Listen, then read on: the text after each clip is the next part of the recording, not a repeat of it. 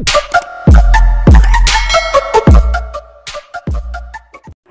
mga master! Welcome back again to our channel. Panibagong araw, panibagong kabanata na naman ang pagsamasamayin natin ngayong araw na ito. At kung bago ka sa ating channel, pag-click ang subscribe button and hit the notification bell para updated kayo sa ating mga susunod na videos. So mga master, bago natin simulan ang ating kabanata ngayong araw na ito, huwag po sana natin skip yung ads mga master no, dahil malaking bagay na po yan sa ating munting channel. So simulan na natin kabanata ngayong araw na ito. Let's go! Kabanata 581 hanggang 590. Kabanata 581 is to 581. Anong nangyari? Sa loob ng Bacara Farm Estate, isang nasa katanghaliang gulang na lalaki ang naglalaro ng chess kasama ang may-ari ng ari-arian nang biglang may dalawang malalakas na boom mula sa labas. Walang ideya, sagot ng isang bodyguard sa mahinang boses. Sampal. Biglang tumayo ang nasa katanghaliang gulang at sinampal siya sa mukha, walang silbi. Ano ang ibinabayad namin sa iyo? Bilasan mo at tingnan mo ito. Kung may nangyaring masama, ipapatay ka ni Miss Lopez ng walang libingan. Oo, Kuya Beaumont. Tinakpan ng bodyguard ang namamagang mukha at nagmamadaling tinungo ang direksyon ng gate. May mga surveillance camera dito. Kinuha ng may-ari ng manor ang isang remote control sa malapit at pinindot ang isang button sa TV sa di kalayuan. Crap, nasaan ang gate? Natigilan siya sa una, saka kinusat ang kanyang mga mata, damn. Nasaan ang bakal kong tarangkahan na may bigat na mahigit 100 libra? Bakit nakabagsak din ang pader? Lumingon siya sa bodyguard sa likod niya at nagtanong, may lindol ba? Nakipaglaro siya ng chess sa lalaking kilala ngayon bilang Brother Beaumont at hindi man lang nakakaramdam ng anumang panginginig. Kaya ano ang nangyari sa gate at sa dingding? Hindi ba iyon ang gate, sa lupa? Hinubad ni Thunder Leo Cadia ang sunglasses at tinignan ang madilim na bagay sa screen. Gabi na noon, at hindi masyadong advanced ang pagbabantay sa bukid, kaya mahirap makitang malinaw ang mga bagay. Sa sandaling itinuro sa kanya, ang may-ari ng asyenda ay nagmasid ng mabuti at hinampas ang kanyang hita. Ano ba ang nangyayari? Paanong nabagsakan ang perpektong magandang gate? At bakit gumuho ang aking pader? Ang gate ay bagong custom-made ngayong taon, at ang pader ay bagong gawa. Maging ang ari-arian ng sakahan ay bagong buksan hindi pa matagal. Binuksan niya ito kasunod ng uso matapos makita ang iba na kumikita, ngunit walang bumisita sa kanyang lugar. Lumipas ang 3 buwan, at nang halos hindi na makabitin ang may-ari ng asyenda, dumating ang isang grupo ng mga tao na nakasuot ng itim. Nagdala sila ng 300,000 na cash, na hinihiling na rentahan ang buong ari-arian ng sakahan. Nang makitang dumating ang Diyos ng kayamanan, natural na pinakitunguhan sila ng may-ari ng manor na may malaking sigasig, na ibinigay ang pamamahala ng buong ari-arian sa mga taong ito na nakaitim. Ang kailangan lang niyang gawin ay tingnan ang kaso na puno ng 300,000 na cash. Brother Beaumont, dumating na ang mga taong gusto ni Miss Lopez. Nagmamadaling bumalik ang bodyguard at hinihingal ang mensahe. Great, nasaan ang 3 tao? Bakit hindi nila ako tinawagan?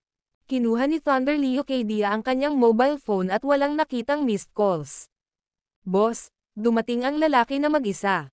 Itinuro ng bodyguard ang kinaroroonan ng gate. Bro, patay na silang lahat. Ano? Sumikip ang puso ni Thunder Leo Cadia, at gumuhit siya ng kupido mula sa kanyang baywang. Ano ang nangyari? Ikaw, anong klaseng mga tao ka? Nang makita ang kahon ng mga nakatagong armas, bumagsak ang may-ari ng manor sa lupa, natakot sa kanyang talino. Sapat na ang napanood niyang mga pelikula para malaman na ang mga nagdadala ng mga kahon ng mga nakatagong armas ay talagang masasamang tao. Paumanhin, ngunit ipapasunog ko ang iyong pera para sa iyo. Lumapit si Thunder Leo Cadia sa may-ari ng asyenda, Yumoko, at pinasok ang matalim na dulo ng dart sa bibig ng may-ari ng asyenda. Hindi, pakiusap, maawa ka. Ang may-ari ng manor ay lumuhad sa lupa, ang kanyang mga pag-iyak ay hindi maintindihan at hindi maintindihan, ang mga luha sa kanyang mga mata. Sorry, isang mahinang ngiti ang ibinigay ni Thunder Leo Cadia, na ang isang kamay ay marahang humaharang sa tanawin ng may-ari ng asyenda. Whiz, tumalsik ang dugo kung saan-saan. Bumagsak sa isang tabi ang katawan ng may-ari ng asyenda, wala ng buhay. Sinasabi na ang mga mata ng isang tao ang tanging ebidensya pagkatapos ng kamatayan. Thunder Leucadia ay mapamahiin, ayaw niyang multuhin ng mga mapaghiganting espiritu. Matapos gawin ang lahat ng ito, pinunasan niya ang dugo sa kahon ng mga nakatagong armas, kinuha ang kahon na may laman na 300,000, at humakbang patungo sa pintuan. Whiz, whiz. Kalalabas pa lang ng grupo ng kwarto nang makita nila ang 2 bodyguard na nahuhulog mula sa langit, malakas na bumagsak sa lupa. Isang beses silang kumaibot at namatay kaagad. Ikaw ba si Thunder Leucadia? Sa paligid ng kanto, pumasok si Julius Reed mula sa isang maliit na daanan at ipinalakpak ang kanyang mga kamay. Paano mo nalaman ang pangalan ko? Maingat na tumingin sa paligid si Thunder Leucadia. Mahinang bamulong, may ambush ba? Hindi, walang tao sa loob ng 1 kilometro, siya ay mag-isa. Nagsalita ang isang empleyado. Ganoon ba kahirap malaman ang pangalan mo?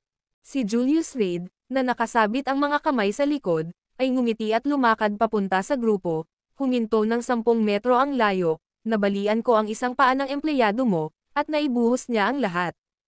Nang marinig ito, lahat ng naruroon ay nakaramdam ng lamig sa kanilang mga gulugad. Julius Reed, ang lakas talaga ng loob mo. Alam mong may tambangan pero nag-iisa ka pa ring sumakay sa kabayo, bitbit ang nakatagong sandata mo, para hanapin ang kamatayan.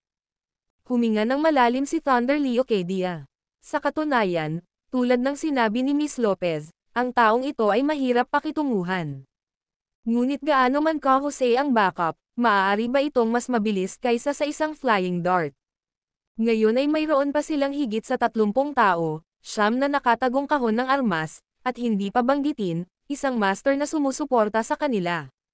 Naghahanap ng kamatayan. Tumawa si Julius Reed at umiling, ngayon, narito ako para makipagkita sa iyo. Ang yabang talaga. Pero ngayon, wala akong planong patayin ka, gusto ni Miss Lopez ng live capture.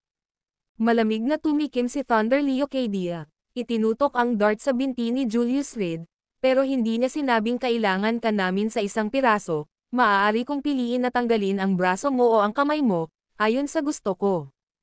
Umikot ang kanyang sandata sa hangin bago tuluyang huminto sa pagitan ng mga binti ni Julius Reed, o marahil, kakaiba sa mga lalaki. Nagugutom ako, biglang sinabi ni Julius Reed out of the blue. Ang pahayag na ito ay ganap na nalito kay Thunder Leucadia. Anong klaseng timing ito? Isang sitwasyon sa buhay at kamatayan. With both sides on edge and after exchanging harsh words, sinabi niya talaga na gutom siya. Anong sabi mo? Naghinala pa siyang mali ang narinig niya. Hindi kaya masyadong madyugo ang eksena kanina, at naghahalusinate siya. Sabi ko, gutom na ako. Ulit ni Julius Reed. Habang nagsasalita siya, hinawakan niya ang tiyan niya. Kapag hindi siya nag-aalala sa mga gawain ng mortal world, hindi niya naramdaman ang sensasyong ito. Pero simula nang mawalan siya ng alaala at sumapi sa Radcliffe family, naging normal lang siyang tao. Madalas gutom. So ano? Itinutok ni Thunder Leucadia ang dart kay Julius Reed. Hindi ito restaurant, gusto mo bang ipagluto kita? Pakiramdam niya ay iniinsulto siya. Nagugutom ako, kaya nagmamadali ako. Laming-galinga si Julius Reed sa paligid, at itinuro ang mga bodyguard. Ngayon, bibigyan ko kayo ng pagkakataon. Ang mga ibinaba ang kanilang mga sandata at umalis, hindi ko ito ipapalaban sa inyo, ngunit si Thunder Leucadia ay exception. Nanaginip mo pa rin ba ang iyong mga huling sandali? Marahas na binitawan ni Thunder Leucadia ang kaligtasan sa nakatagong lalagyan ng armas, at itinutok ito kay Julius Reed. Baliin ko muna ang isang paa mo, tingnan natin kung gaano kakangas. Whiz! Sa tunog ng isang bagay na napunit sa hangin, naramdaman na lamang ni Thunder Leucadia na namamanhid ang kanyang braso, nahulog sa lupa ang nakatagong sandata. Bago pa man siya makapag-react, parang mabangis na tigre ang sinugod siya ni Julius Reed. Bitawan ang flying darts. Si Thunder Leucadia, na may pagkabigla sa kanyang puso, ay sumigaw. Whoosh! Whoosh! Bang! Ang kanyang mga tauhan ay hindi nag-react sa oras, at sa oras na inilabas nila ang mga flying darts, si Julius Reed ay sumulong na. Ang mga nakatagong kaso ng armas ay pinaputukan, walang ni isang dart na tumama sa kanilang target. Pagkatapos noon, Naramdaman na lang ni Thunder Leocadia na may humigpit sa kanyang leeg, at natagpuan ang kanyang sarili na binuhat ni Julius Reed mula sa lupa. Bago pa maisip ng iba kung ano ang nangyayari, tinapakan ni Julius Reed ang kanyang paa, at lumipad ang dart sa kamay ni Thunder Leocadia, na walang kahirap-hirap na nasalo niya. Whoosh! Bang! Sa bawat tunog ng dart, isang bodyguard ang bumagsak sa lupa. At sa sandaling iyon, kasama ni Thunder Leocadia na nagtatanggol kay Julius Reed, sino ang nangahas na magpakawala ng mga flying darts. Pagkatapos ng isang volley of darts, lahat ng bodyguards na may hawak na mga hidden weapon case ay patay sa lupa. Nakakamatay na tahimik ang hangin. Ang video na ito ay edited by Urban Storytelling. Kabanata 582 lahat sila ay nagkatotoo sa lungguhit isa. Woo! Woo! Nagkulay ube ang mukha ni Thunder Leocadia. Nakasandaw sa ere ang buo niyang katawan, halatang mamamatay na sa hininga. Pumiglas siya ng husto, ngunit ang kamay ni Julius Reed ay tulad ng isang vice, mahigpit na nakakuyom ang kanyang leeg, na pinipigilan siya sa paggalaw. Ang natitirang mga bodyguard sa paligid niya ay hindi nang ahas na gumawa ng anumang padalos-dalos na paggalaw. Una, ang mga may nakatagong mga kahon ng armas ay patay na lahat. Pangalawa, nasa kamay ng kalaban ang amo nila, paano sila kikilos?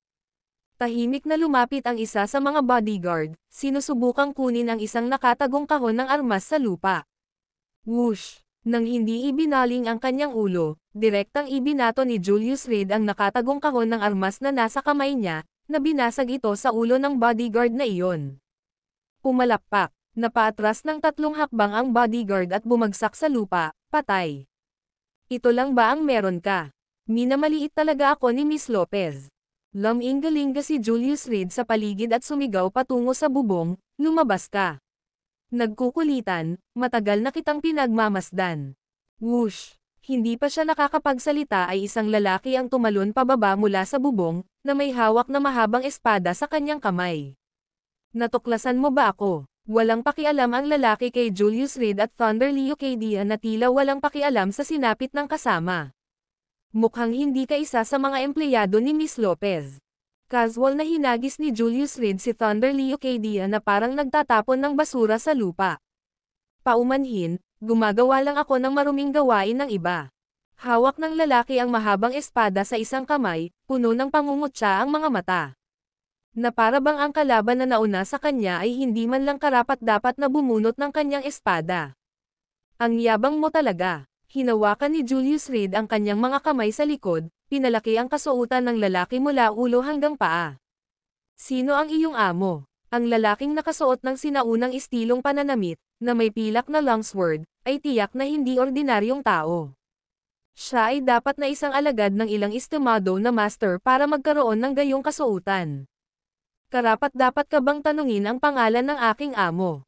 Umiling ang lalaki, sasabihin sa iyo ng aking espada.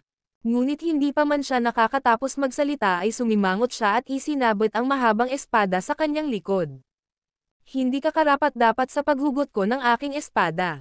Para kay George Worm, medyo bihasa lang ang lalaking nauna sa kanya, iniisip na pilitin siyang bumunot ng kanyang espada. Ang ganitong mga tao ay kakaunti at napakalayo sa mundong ito. Ang espada ng isang eskrimador ay inilabas lamang para sa mga kalaban na karapat-dapat sa paggalang. Para sa isang tulad ni Julius Reed, maaari siyang makitungo ng walang kamay. Hindi ako isang taong magpakitang gilas. Nakangiting pinanood ni Julius Reed si George Worm, alam mo kung bakit. Kawalan ng kakayahan. Tumingin si George Worm na may malamig na mga mata, nanunuya, ang walang kakayahan ay natural na walang kapital. Mali. Umiling si Julius Reed, dahil nagkatotoo ang bawat salitang sinabi ko. Ngayon, papatayin na kita. Siguro may naririnig ako, di ba? Tumawa si George Worm na para bang narinig niya ang pinaka-nakakatawang biro, habang hawak-hawak ang kanyang tiyan. Ito ang pinaka-nakakatawang biro na narinig ko sa loob ng 1 taon. Hindi ka natatawa ng matagal. Nang matapos magsalita si Julius Reed, ang buong katawan niya ay pumailan lang sa ere. Naghahanap ng kamatayan. Pagkatapos ay ibibigay ko sa iyo ang iyong hiling. Bahagyang ngumuso si George Worm at sumuntok pasulong. Sa isang kisap mata, nagbanggaan ang dalawa. Boom! Tulad ng isang saranggola na may putol na tali, gumuhit si Georgia Worm ng magandang arco sa hangin bago bumagsak ng husto sa lupa. Thud! Splurt! Lumuwa siya ng isang bibig ng dugo, ang kanyang mga mata ay puno ng takot. Sino ka? Yung suntok na pinagpalitan nila kanina, yung kaliwang braso niya, nabali talaga. Sa mundo, kakaunti ang may ganoong kakayahan. Sinabi ko sa iyo na papatayin kita, at sinadya ko iyon. Itinuro ni Julius Reed ang longsword sa likod ng Georgia Worm, kung hindi mo balak na bumunot ng iyong espada, maaaring hindi ka na muling magkaroon ng pagkakataon sa buhay na ito. Nililigawan mo si kamatayan. Si Georgia Worm ay bumangon mula sa lupa, galit na iginuhit ang kanyang mahabang espada, at sumugod kay Julius Reed. Sa likod niya, isang langit na puno ng umiikot na buhangin. Kahangahangang espada, sayang lang at masyadong mapusok ang lalaki.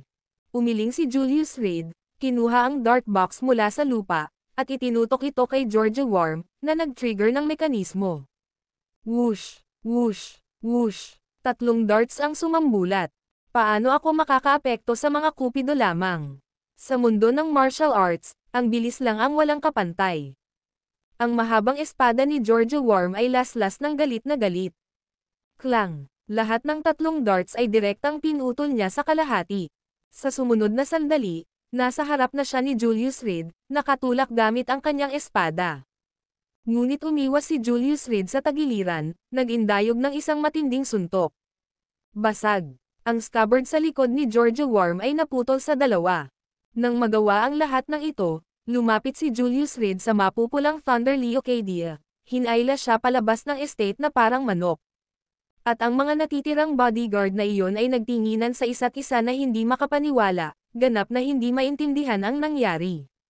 Whoosh! Pagkaalis ni Julius Reed, ang scabbard sa likod ni Georgia Worm ay sumabog ng malakas na putok. Hindi mabilang na mga fragment ang nakaimbed sa katawan ng mga bodyguard. Walang nakaligtas. Kuwit, usok. Sa pasukan ng Baccarat Estate, si Julius Reed ay naupo sa hagdan, naglabas ng isang pakete ng sigarilyo mula sa isang kalapit na bangkay, at inalok ito kay Thunder Leocadia. Ang takot na si Thunder Leocadia ay umiling-iling. Paano siya maglakas loob na kumuha ng sigarilyo? Pagod na siguro siyang mabuhay. Huwag kang manigarilyo, ha? Itinapon ni Julius Reed ang sigarilyo, pinunit ang carton ng sigarilyo sa kanyang mga kamay habang nakangiti sa kanya, tawagan si Jennifer Lopez, sabihin sa kanya na nagtagumpay ka. Hindi ko. Splat. Bago pa makatapos si Thunder Leocadia, naputol ang kamay ni Julius Reed na nakahawak sa kahon ng sigarilyo, naputol ang isang daliri nito. Bilang ang iyong mga paa, mayroon ka pa ring 19 na pagkakataon. Magsasalita ako. Nagtatatalon ang mga ngipin ni Thunder Leocadia. Si Georgia Worm ang huli niyang ginawa, ngunit laking gulat niya nang walang kahirap-hirap na pinabagsak siya ng lalaking ito sa harap niya. Paanong hindi siya matatakot? Bago pumunta dito, ang alam niya ay matigas ang target. Pero ngayon, ano ang pinagkaiba ng panliligaw kay kamatayan? Miss Lopez, nako, sinabi ni Jennifer Lopez na kapag tapos na ito, para ihatid ka diretso sa mga pantalan kung saan magpapadala siya ng susando sa iyo. Si Thunder Leocadia ay hindi nang ahas na itago ang kahit katiting na detalye. Ang mga pantalan, ngunit bahagi iyon ng industriya ni Aaron Jackson, hindi ka ba nag-aalala? Tumaas ang isang kilay ni Julius Reed, na ikinatakot ni Thunder Leocadia. Si Arlo Percival, na kilala rin bilang ama ni Zane Percival, ang dating asawa ni Jennifer Lopez, ay gumagawa ng logistics sa Gonzales City. Iimpake ka namin sa isang crate, at sa pamamagitan niya, lampasan ang pagsubaybay ni Aaron Jackson, na direktang nagdadala sa iyo sa kabisera. Nangangamba si Thunder Leocadia na ang pagsasabi ng kaunti o kulang ng isang detalye ay magreresulta sa pagwawakas tulad ng mga tao sa looban. May itatanong ako sa'yo. Nagsalita si Julius Reed, tulungan mo akong ilagay iyan, ang katawan ng batang eskrimador na iyon sa isang crate at ihatid kay Jennifer Lopez, walang problema, di ba? Ito, splat, ang nabahiran ng dugo na kahon sa kamay ni Julius Reed ay gumawa ng panibagong hiwa. Hindi, walang problema. Si Thunder Leocadia, na nakatingin sa kanyang kamay na ngayon ay nawawala ang 2 daliri, nagsimulang manginig sa sakit. Maghintay ka lang, may darating na tutulong sa iyo. Tandaan na makipagtulungan. Bumangon si Julius Reed, malamig na tumingin sa mga mata ni Thunder Leocadia. Tandaan ang sinabi ko sa looban. Lahat ng gusto kong mangyari, nangyayari. Sa Gonzales City, hindi ka makakatakas, kahit na may pakpak ka. Naiintindihan ko. Naiintindihan ko. Lumuhad si Thunder Leocadia sa lupa, yumuko ang kanyang ulo, susunod ako ng buo sa iyong mga tagubilin. Maghintay ka lang, may darating para sa iyo sa loob ng kalahating oras. Pagkasabi nito, iniwan ni Julius Reed si Thunder Leocadia sa likod ng walang pangalawang sulyap at naglakad papunta sa kotse ng BMW.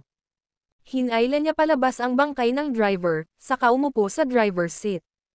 Ignition, drive off. Ang video na ito ay edited by Urban Storytelling.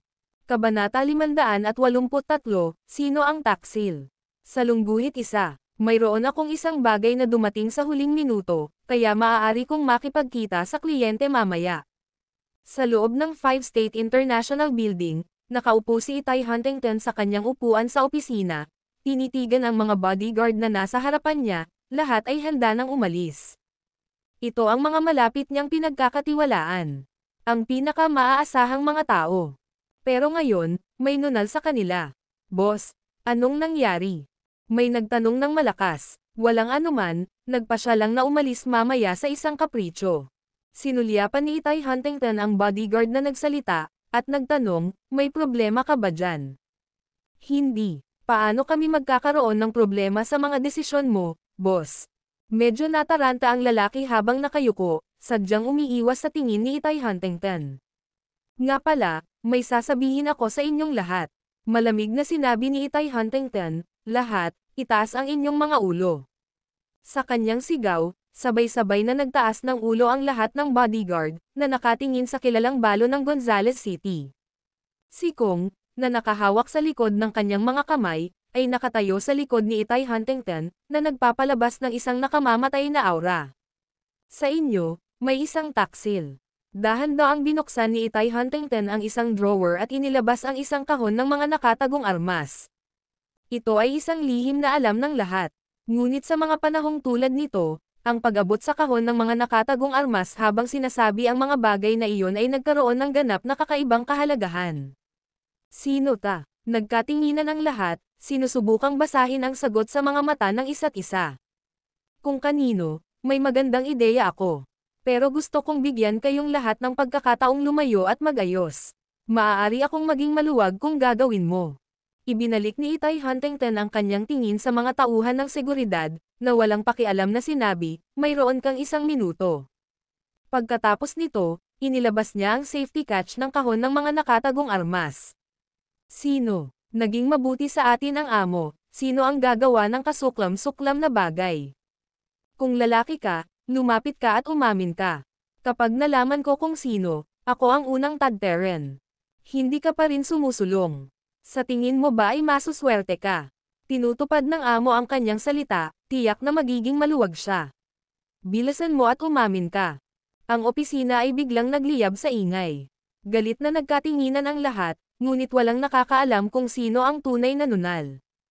Napuno ng hinala, kawalan ng tiwala, at galit ang buong opisina. Sige, tapos na ang oras. Tumingin si Itay Huntington sa kanyang relo at nakangiting sinabi, wala nang pagkakataon. Boss, patayin mo na lang agad ang taong iyon.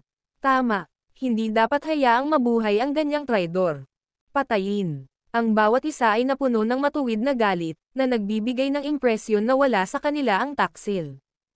Isa-isa, sabihin mo sa akin, noong panahong nagpadala ako ng isang tao para sunduin si Julius Reed, nasaan ang bawat isa sa inyo? Napasando si Itay Huntington at pinagmamasdan ang mga bodyguard na nasa harapan niya ng malamig na tingin. Nasa tabi mo ako sa buong oras. Ganun din ako. Nagpahinga ako para magamit ang banyo. Ako ang responsable sa pagsundo kay Mr. Reed. Kuwit, sunod-sunod silang gumawa ng mga pahayag, lahat ay may ebidensya para alisin ang kanilang sarili sa hinala. So sinasabi mo lahat na inosente ka, ganun ba? Tiningnan ni Itay Huntington ang kanyang mga empleyado, bawat isa ay nagsasabing inosente sila, at sinabi kay Kong, isa-isa silang ilabas para sa interogasyon. Kung hindi sila malilinis, lahat sila ay mabigat na parusahan. Oo, isang malamig na tawa ang pinakawalan ni Kong, na nabasag ang kanyang mga buko sa tunog ng kakahabang gumagalaw siya sa likod ng mga bodyguard. Boss, napansin kong may kain na hinala si Bode Somerset ngayon. Sa sandaling iyon, ang bodyguard na si Gowley ay tumayo at itinuro si Bode Somerset, ikaw ang may hawak na sunduin si Mr. Reed. Naghihinala kang kumilos nang umalis ka, tiyak na may problema. Kalokohan. Ang aking katapatan ay malinaw para makita ng lahat. Sinampal ni Bode Somerset ang kanyang dibdib at direktang lumuhad sa harap ni Itay Huntington. Miss, wala pa akong nagawa para ipagkanulo ka. Miss, noong sinabi mong may problema kanina, si Bode Somerset ang unang humakbang at nagtanong kung bakit hindi tayo umalis sa oras. Na may malamig na ngiti, itinuro ni Gowley si Bode Somerset na nakaluhod sa lupa, at sa mga oras na iyon, pinagmamasdan ko siya. Ang kanyang mga mata ay lumilihis, malinaw na nakonsensya siya. Ang lakas ng loob mong I-frame ako. Biglang tumayo si Bode Somerset mula sa lupa, na tila haharapin niya si Gowley ng marahas. Tumahimik ang lahat, umungol sa galit si King Kong at direktang binuhat ang dalawang lalaki. Ngayon, aayusin natin ang mga bagay-bagay. Miss, inosente ako. Pumunta ako para sunduin si Mr. Reed ayon sa utos, pero nang walang mahanap, tinawagan kita agad. Nakaluhod sa lupa, nakiusap si Bode Somerset na may masamang mukha, maaari akong mamatay, ngunit hindi ko matitiis ang kawalang katarungang ito. Bode Somerset, may napansin din ako sa iyo. Umupo si Itay Huntington sa kanyang upuan, kinakalikot ang nakatagong kahon ng armas sa kanyang kamay. Sabihin mo sa akin, ginawa mo ba ito o hindi? Hindi, desididong sinabi ni Bode Somerset. Boss, kung nagpadala siya ng tip-off, baka may call logs or text messages sa phone niya. Check natin phone niya. Tumunog si Gowley mula sa gilid. Mabuti, kunin ang kanyang telepono. Tumango si Itay Huntington, at agad na kinuha ni King Kong ang telepono ni Bode Somerset, in-unlock ito gamit ang kanyang daliri, at inilagay ito sa harap ni Itay Huntington. Ipaliwanag mo ito, ano ito? Matapos masulyapan ang mga text message, ipinadala ni Itay Huntington ang telepono sa ibabaw ng mesa, itinulak ito sa harap ng lahat, ang oras, 1 minuto lang pagkatapos kong mag-order. Naka-frame ako, matapos makita ang mga text message, nanlaki ang mga mata ni Bode Somerset, at bumagsak siya sa lupa. Humph, Bode Somerset, ikaw na backstabang scum, ngayon ang ebidensya ay nasa harap ng iyong mga mata, at gusto mo pa ring tanggihan. Sinabi ni Gowley na may mapang-asar na mukha, may napansin akong kakaiba sa lalaking ito matagal na ang nakalipas, gumagastos siya ng pera tulad ng tubig, saan mo nakuha ang lahat ng pera? Gowley, maging multo man ako, hindi kita papakawalan. Yung pera, galing sa malayong kamag-anak na namatay, wala siyang tagapagmana, at ako ang nagmana. How dare you slander me? Galit na pinandilatan ni Bode Somerset si Gowley, ang kanyang katawan ay nanginginig ng hindi mapigilan. Ibaba mo siya, biglang hinampas ni Itay Huntington ang mesa. Binabati kita, boss, sa pag-alis ng isang taksil. Hindi natapos ni Gowley ang kanyang pangungusap bago siya binuhat ni King Kong. Boss, anong nangyayari? Mukha siyang nataranta. Hindi ba si Bode Somerset ang huhulihin, bakit siya dinampot? Gowley, napakatalino mo. Tumayo si Itay Huntington mula sa kanyang upuan at dahan-daang lumakad papunta kay Gowley, mahinang nagsabi, siguro nahihirapan ka, nagmamasid ng mabuti. Miss, hindi ko maintindihan ang ibig mong sabihin. Sa gulat, sinabi ni Gowley, lahat ng ebidensya ay tumuturo kay Bode Somerset, bakit mo ako hinuhuli? Tumingin siya kay Bode Somerset, na talagang may ngiti sa kanyang mukha. Paumanhin, ang mga text sa aking telepono ay hindi ko sinend. Noong mga oras na iyon, ang aking telepono ay nasa resting room. Ngunit nang mapansin kong may mali, sinabi sa akin ng amo na huwag mag-abala, kaya't nagkunwari akong sinasaktan ang aking sarili para maakit ka. Tumayo si Bode Somerset at lumapit kay Gowley, walang ibang nakakaalam tungkol sa mga text message. Dinala ka ng boss sa landas na iyon, at dahil sa konsensya mo ay nababalisa ka sa pagkamatay ko, na agad na isiniwalat ang iyong tunay na pagkatao. Ikaw, Namutla ang mukha ni Gaule habang nakatingin kay Itay Huntington. Miss, I was wrong. I beg you, please give me a. Basag. Pilit na pumihit si King Kong. Namatay si Gaule na parang bukol ng putik. Tara na, magpalat ng plano. Ibinalik ni Itay Huntington ang hidden weapons box sa kanyang handbag. Ang video na ito ay edited by Urban Storytelling. Kabanata 584 na tagpuan ang ambush sa Lungguhit 1. Ang bagay ng nunal ay agad na nagpabalik kay Itay Huntington sa ganap na pagkaalerto. Ang kanyang sariling sistema ng seguridad ay katangi-tangi, at hindi siya nahaharap sa anumang mga panganib sa loob ng maraming taon, na kung saan ay hindi maiiwasang medyo naging kampante siya.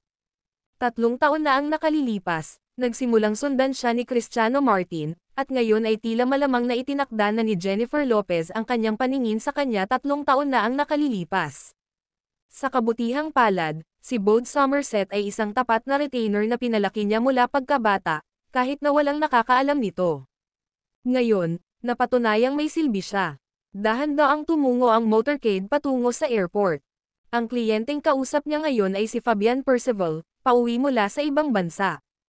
Nagsimula si Fabian Percival sa Gonzales City sa kanyang mga unang taon, at pagkatapos gumawa ng pangalan para sa kanyang sarili, lumipat siya sa ibang bansa upang palawakin ang kanyang karera. Ang dating boss ng Gonzales City ay protege ni Fabian Percival. Nang dumating si Aaron Jackson dito, gumamit siya ng isang mahigpit na diskarte at pilit na pinaalis ang mga taong iyon.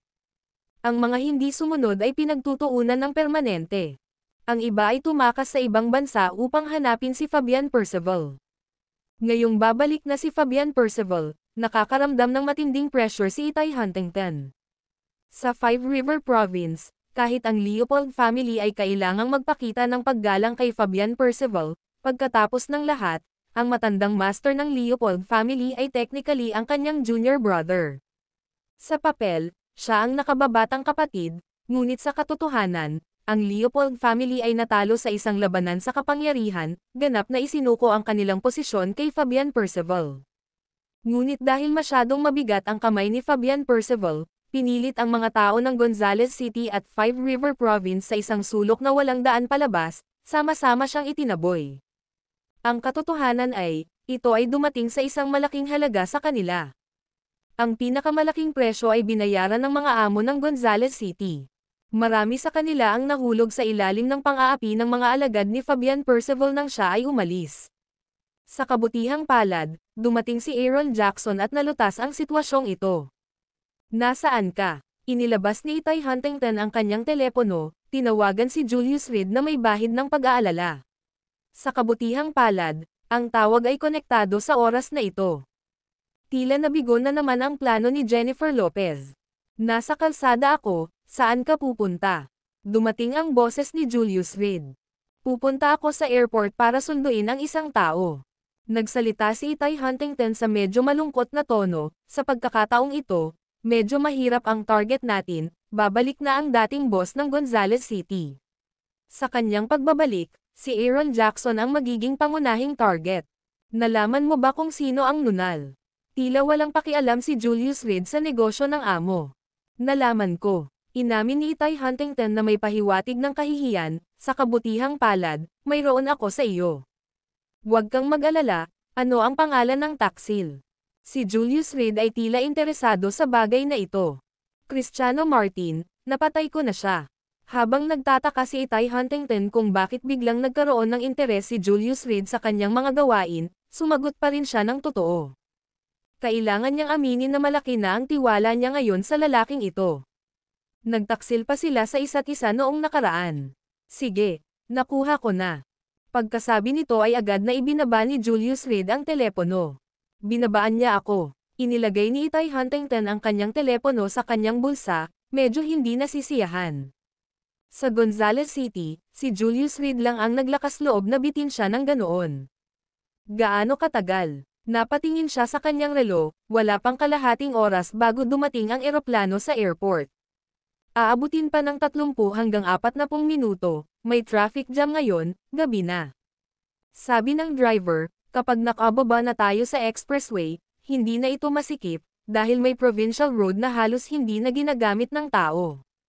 Bilisan mo. Pagkasabi nito ay ipinikit ni Itay Huntington ang kanyang mga mata, nagbabalak na magpahinga sandali.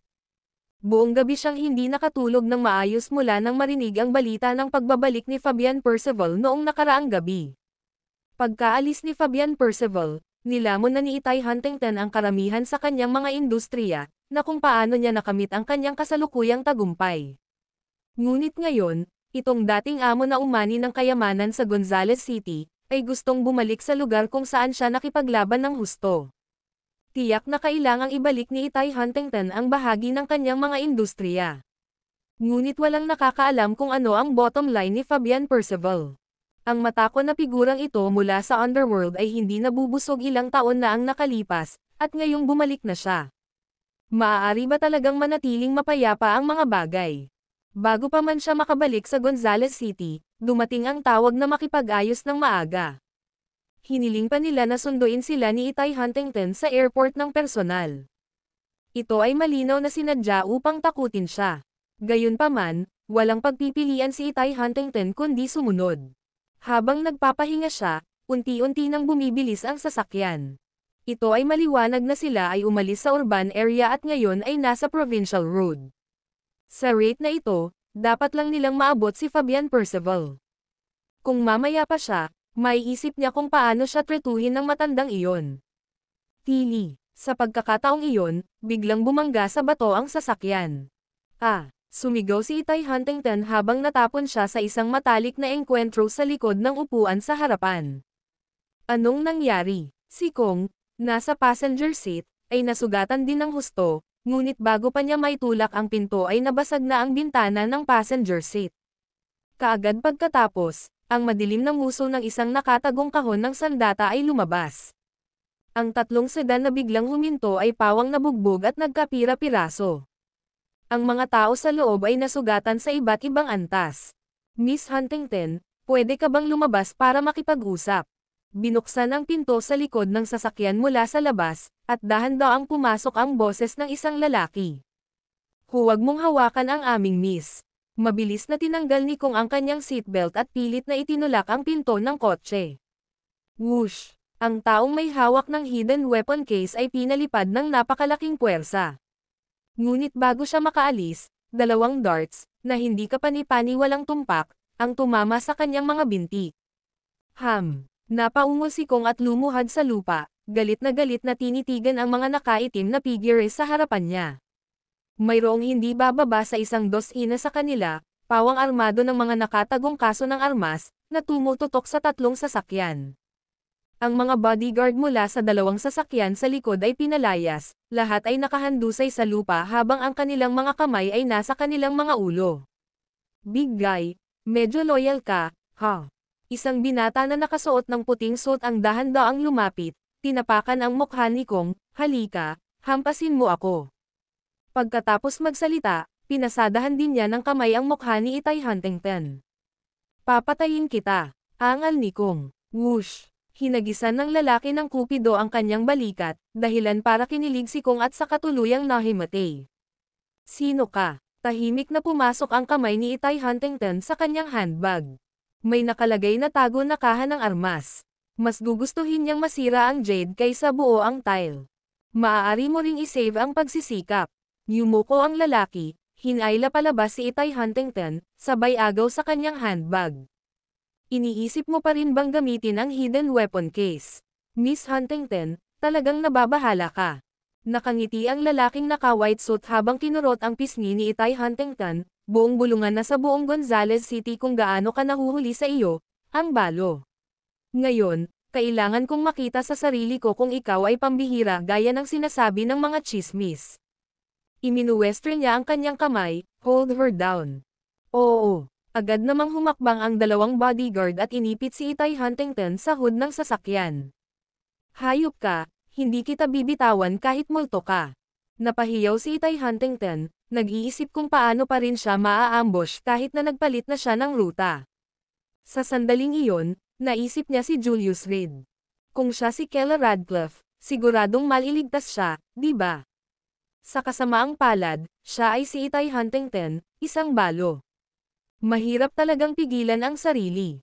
Itinabi ng lalaking nakasuot ng suot ang nakatagong lalagyan ng sandata, dinilaan ang kanyang mga labi habang pinagmamasdan ang magandang katawan ni Itay Huntington, at pagkatapos ay sinimulang tanggalin ang kanyang sinturon. Ngayon, gagawin ko ang walang sino man sa Gonzales City ang nangangahas na gawin. Isang malakas na tawa ang pinakawalan niya at humakbang pasulong. Ang video na ito ay edited by Urban Storytelling. Kabanata 585, lumilipad ang mga manok, nagbagsakan ang mga itlog sa lungguhit isa. Kahit aswang, hindi kita bibitawan. Si Itay Huntington ay naipit sa kotse ng ilang malalakas na kamay, ang kanyang sariling nakakuyong ng mahigpit, ang kanyang mga mata ay puno ng ayaw at kawalan ng pag-asa. Hindi niya inaasahan na siya, isang maingat na tao, ay tatambangan ng 2 beses sa isang araw. Ngunit ngayon, maliban sa isang pakiramdam ng kawalan ng kapangyarihan, wala siyang mga pagpipilian. Ang tanging magagawa niya ay hayaan silang lumabag sa kanya. Tumulo ang luha sa kanyang mukha habang walang magawa si Itay Huntington na pumikit. Huwag kang mag-alala, maganda ang mood ko ngayon, kaya kitang mabuhay ng ilang oras pa. Ang lalaking naka-white suit ay may masamang ngiti sa kanyang mukha, huminga ng malalim. Baby, sasama ako. Tumawa siya ng malakas at biglang ipinulupot ang mga braso sa bewang ni Itay Huntington.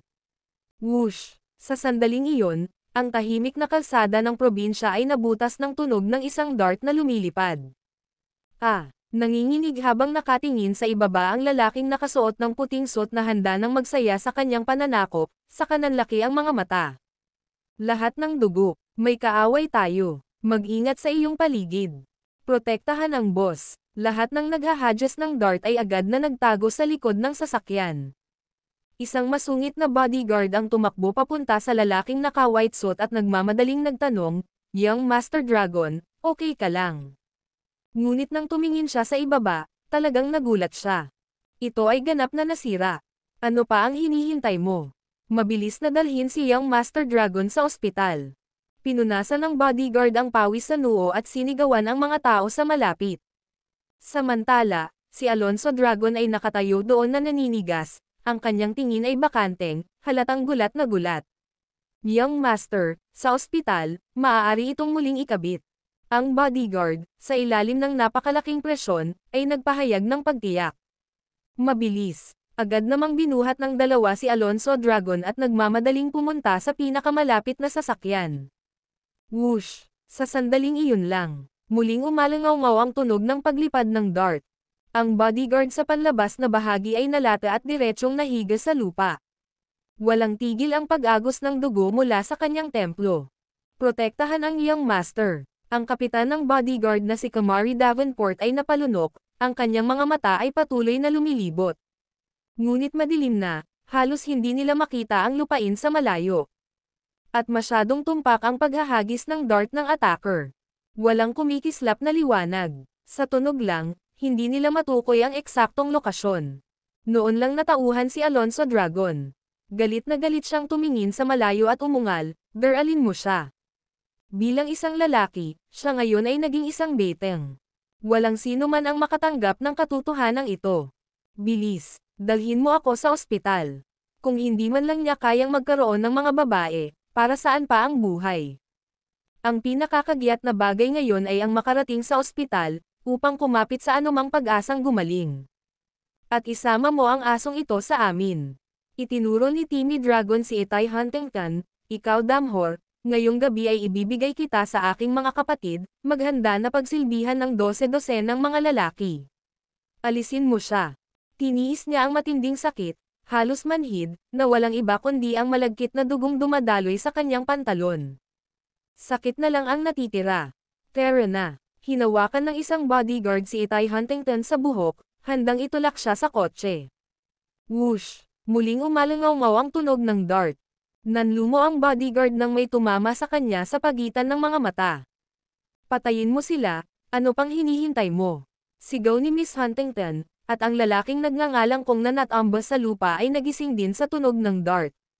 Sa gitna ng pag-iwas ng mga empleyado ni Alonso Dragon, bigla siyang tumalon, inagaw ang nakatagong kahon ng sandata ng pinakamalapit na bodyguard.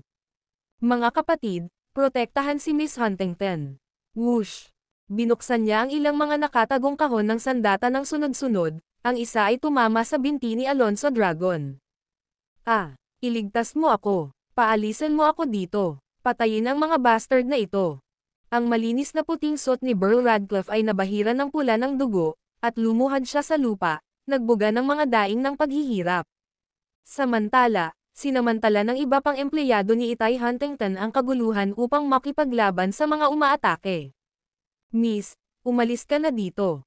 Matapos mapagod ang kanyang mga naghahadges na bituin, nakipaglaban si Diamond sa matinding sakit upang umakyat sa isang kotse. Nang makaupo na si Itay Huntington sa passenger seat, umungol siya sa loob ng kotse.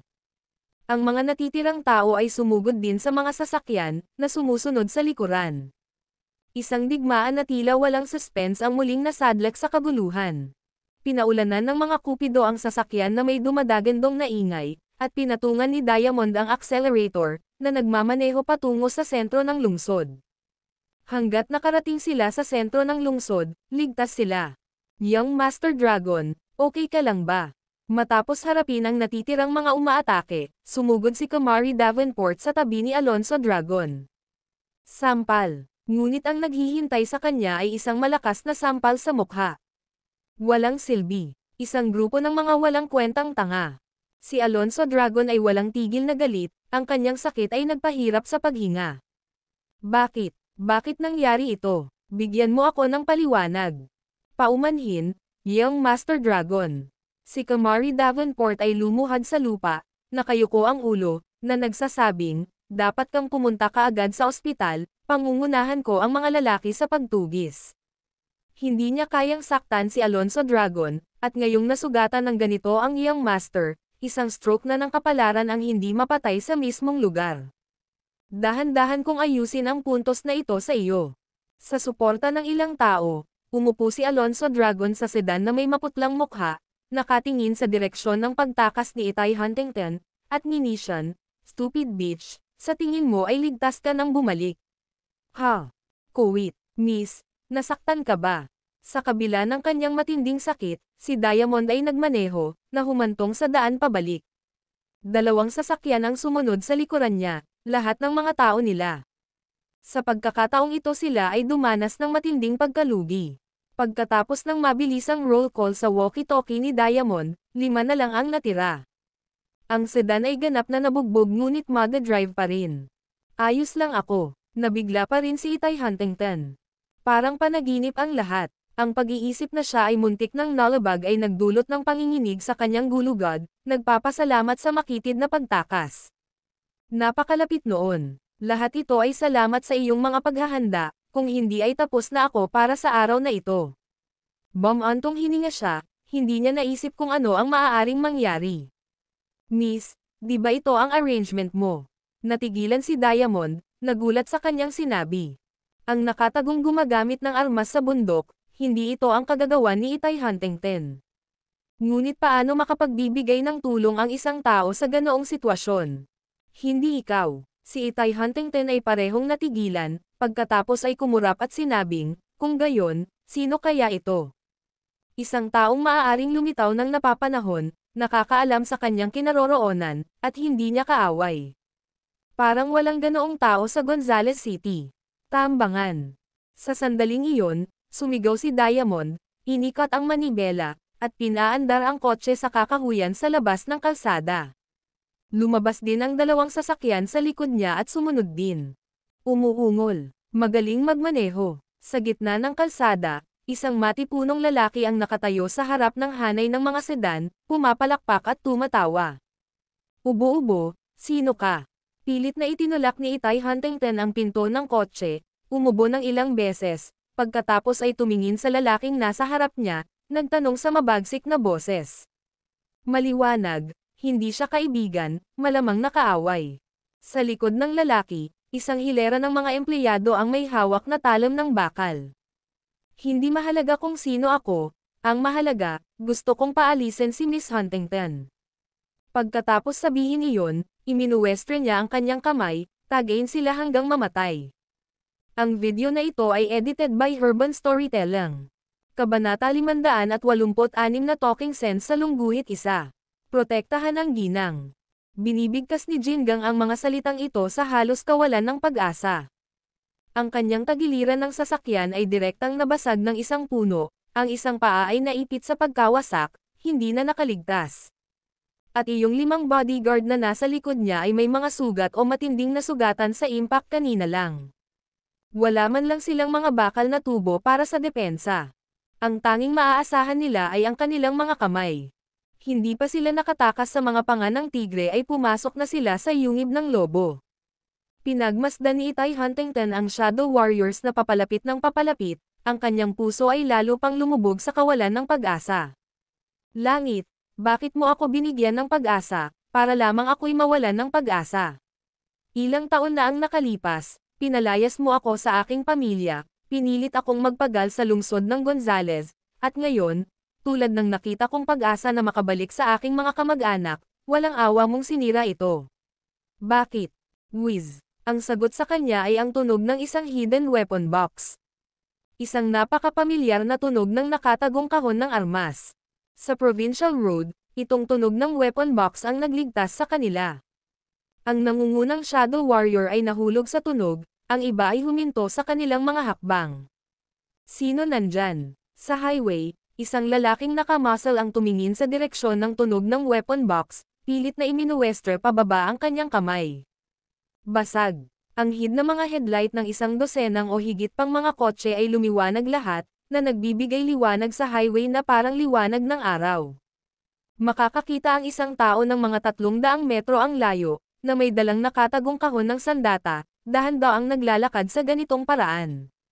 Damn it! May death wish na gumagambala sa aking magandang oras, patayin mo siya para sa akin. Bumunot ng sigarilyo ang matipunong lalaki sa kanyang dibdib, sinindihan ito ng galit, at huminga ng malalim. Ang kanyang mga nasasakupan, na may hawak na mahahabang kutsilyo at ang mga sumulpot sa kalagitnaan ng kalsada, lahat ay tumalikod at sumugod patungo sa lalaki sa highway. Whiz! Ang tunog ng nakatagong kahon ng sandata ay umalangaw-ngaw, ang bawat chime ay hudyat ng pagbagsak ng isa pang eskrimador. Ngunit ang mga lalaking iyon ay patuloy na sumusulong na parang hindi sila natatakot sa kamatayan. 100 metro, 50 metro, 30 metro, 10 metro, 5 metro. Matapos bumagsak ang 10 Shadow Warriors, ang mga natitira ay sumugod na sa mukha ni Julius Reed. Whiz! Dahil sa mahahabang patalim na nasa harapan niya, mahigpit na hinawakan ni Julius Reed ang poste ng nakatagong kahon ng sandata at itinulak ito ng husto pasulong. Nagpadala siya ng maraming lalaki na paparating na lumilipad. Basag. Pagkatapos ay pilit niyang tinatak ang kanyang paa, naputol ang bukong-bukong ng isang Shadow Warrior na tumakbo palapit sa kanya. Mula sa malayo, makikita ng isa si Julius Reed na nagpapatambas sa mga tao sa paligid niya na tila walang pagtutol. Sa kalahating minuto lang, siya lang ang nanatiling nakatayo. Pagkatapos, dahan-dahan siyang naglakad patungo sa kinatatayuan ng leading man. Not bad, medyo malakas ka. Nakasandal pa rin sa sasakyan ang lalaki, dahan-daang humihit-hit ng sigarilyo. Siya ay tila ganap na hindi nababahala sa isang panig na makabagbag damdaming eksena na lumalabas sa kanyang harapan. Bumilis ang takbo ni Julius Reed, at sa halos kalahating minuto, naisara na niya ang distansya sa wala pang 10 metro mula sa lalaki. Tapos huminto siya. Julius Reed. Nang makilala ang mukha, tuwang-tuwa na sumigaw si Itay Huntington. Kaya ikaw. Ang kanyang puso ay hindi lamang masaya, kahit isang mainit na agos ay dumaan. Ang higit na pumupuno sa kanya ay isang pakiramdam ng seguridad. Siya iyon. Nang higit na kailangan niya ng tulong, dumating ang lalaking ito. Bukod sa akin, sino pa ang magiging napakabait na magliligtas sa iyo? Sinulyapan ni Julius Reed si Itay Huntington, saka matalim na itinutok sa kanya ang nakatagong kahon ng sandata. Whiz! Umalangaw-ngaw ang tunog ng weapon box. Nagulat si Itay Huntington, nakasandal sa kotse, biglang bumilis ang tibok ng puso niya. Naisip niya, saglit, napapatayin siya ng lalaking ito. Thud! Sa likod niya, bumagsak ang isang bodyguard sa lupa. Miss, may kutsilyo si Octavius Leopold. Ang bodyguard na pinakamalapit kay Octavius Leopold ay yumuko at agad na napansin na may sira. May 2 traidor sa tabi mo. Ang isa ay tao ni Jennifer Lopez, at ang isa ay kay Fabian Percival. Ang nagtatangkang pumatay sa iyo ngayon ay tao ni Fabian Percival. Walang pakialam na sabi ni Julius Reed. Tao ni Fabian Percival. Ang naramdaman lang ni Itay Huntington ay ang kanyang isip ay nablangko. Hindi kataka-taka, sa tuwing binago niya ang kanyang mga plano, may nanghuhula sa kanila ng maaga. Paano mo nalaman? Tumingin siya kay Julius Reed, nanginginig ang boses habang nagtatanong. Lingid sa kanyang kaalaman, dalawang especially iya ang nakatanim sa kanyang tabi. Dahil noong natanggap ko ang iyong tawag, naramdaman kong may hindi tama. Kaya naglakbay ako sa iyong kumpanya at nakita ko ito sa silid ni Octavius Leopold. Si Julius Reed ay naglabas ng isang SIM card mula sa kanyang bulsa, isang itim na card, na wasak. Ito ay isang beses na paggamit at pagkatapos ay na-scrap, malamang na isang tool ng especially iya. Salamat. Napatingin si Itay Huntington kay Julius Reed na may mapait na mukha, medyo nahihiya. Siya ay isang malakas na babae pagkatapos ng lahat, palaging pinamamahalaan ang kanyang mga empleyado, at gayon pa man ang isang kritikal na pagkakamali ay nangyari. At hindi lang siya tinulungan ni Julius Reed na mahuli ang mga taksil kundi nailigtas din siya ng 2 beses. Kahit na nag-aatubili si Itay Huntington na aminin ang agwat sa pagitan nila, kailangan niyang harapin ang malupit na katotohanan ito. Hindi siya tugma kay Julius Reed. Pero at least, nailigtas niya ang sarili niyang buhay. Anak, matalino ka. Pinalakpakan ng nangungunang lalaki ang kanyang mga kamay, na ipinakita ang kanyang paghanga sa pamamagitan ng nakataas na hinlalaki, hindi lamang ikaw ay matalino, ngunit ang iyong mga nakatagong kakayahan sa sandata ay tumpak, at ang iyong malapit na labanan ay top-notch. Sa aking mahigit 30 taon, marami na akong nakita, ngunit ikaw, talagang napahanga mo ako. Salamat. Ang marinig kang pumupuri sa akin ay parang hininga ng hangin sa tagsibol. Inihagis ni Julius Reed ang nakatagong kahon ng sandata at yumuko habang nakadikip ang mga kamay, dahil humanga ang elder, maaari mo bang pabayaan ang aking mahal? Tumango siya kay Itay Huntington, na nakasandal sa kotse. Ang iyong mahal. Nagtaas ng kilay ang lalaki, pagkatapos ay humagalpak sa tawa, Kuya, ikaw ang maswerteng lalaki. Sa isang mahal na tao, at napakatibay pa rin, talagang kahanga-hanga. Nang matapos, itinaas niya ang kanyang hinlalaki, ang kabataan ay kahanga-hanga. Nag-init ang mukha ni Itay Huntington dahil sa kahihiyan sa kanilang pag-uusap. Sa huli, tinakpan na lang niya ang kanyang tenga, ayaw makinig sa kanilang maalay na usapan. Elder, mula nang magkakilala tayo rin ay nakatadhana. Bakit hindi magpakita ng mahinahon at palayain ako? Pansamantalang tanong ni Julius Reed. Iyan ay, hindi talaga magandang ideya. Problemadong ekspresyon ang ipinakita ng lalaki, habang dinudura ang upos ng sigarilyo sa lupa at dinudurog ito ng pilit. Alam mo, I'm in this in behalf of someone else. Kung hindi ko siya papatayin, hindi ko maipaliwanag ang sarili ko. Pagkatapos niyang sabihin iyon, ibinuka niya ang kanyang mga kamay, mukhang walang magawa. Cut me some slack, sabihin mo lang na nakatakas ang babaeng ito. Nakangiting nagsalita si Julius Reed, sa pagtataguyod mo sa akin, ituturing ka ni Fabian Percival na parang isang ninuno. Hindi siya mangangahas na hindi maniwala sa iyo. Pero bakit ko naman gagawin yun para sa iyo? Tumingin ang lalaki kay Julius Reed, wala akong pakinabang dito. Kung papatayin ko kayong dalawa at ang babae, makakakuha pa ako ng karagdagang pera. Madaling pag-usapan ang pera. Magkano ang gusto mo, ibibigay niya sa iyo. Itinuro ni Julius Reed si Itay Huntington, maraming pera ang babaeng ito, at nasa ganoong posisyon siya ngayon. Paanong hindi niya ibibigay sa iyo ang anumang hilingin mo? Ibibigay ko. Mabilis na sumang-ayon si Itay Huntington nang marinig ito. Parang, talagang nakilala ni Julius Reed ang kanyang kapareha, kung hindi siya magtatawaran ng ganito. O marahil, hindi siya sigurado sa tagumpay. Sa totoo lang, hindi ako nagkukulang sa pera. Napakamot ng ulo ang lalaki, nababahala, pakawalan ka, mahirap talaga para sa akin. Kung gayon ay walang dapat pag-usapan. Nagdilim ang ekspresyon ni Julius Reed, nang umalis ako sa bahay ngayon, sinabi sa akin ng aking asawa, mula ngayon ay dapat na akong mga tuwiran ng higit pa at gamitin ang aking mga kamao. Ano ang iyong ipinahihiwatig? Nagulat ang lalaki sa biglaang pagbabago ng ugali nito. Ipaglalaban kita. Tumingin si Julius Reed kay Itay Huntington, tandaan na tumstigo sa aking asawa mamaya, hindi sa ayaw kong mga tuwiran, ngunit kapag sinubukan kong mga tuwiran sa kanya, hindi siya nakikinig. Kumurap-kurap si Itay Huntington, paypang tumango. Ang video na ito ay edited by Herban Storytelling. Kabanata 587 You aroused my passion sa lungguhit isa.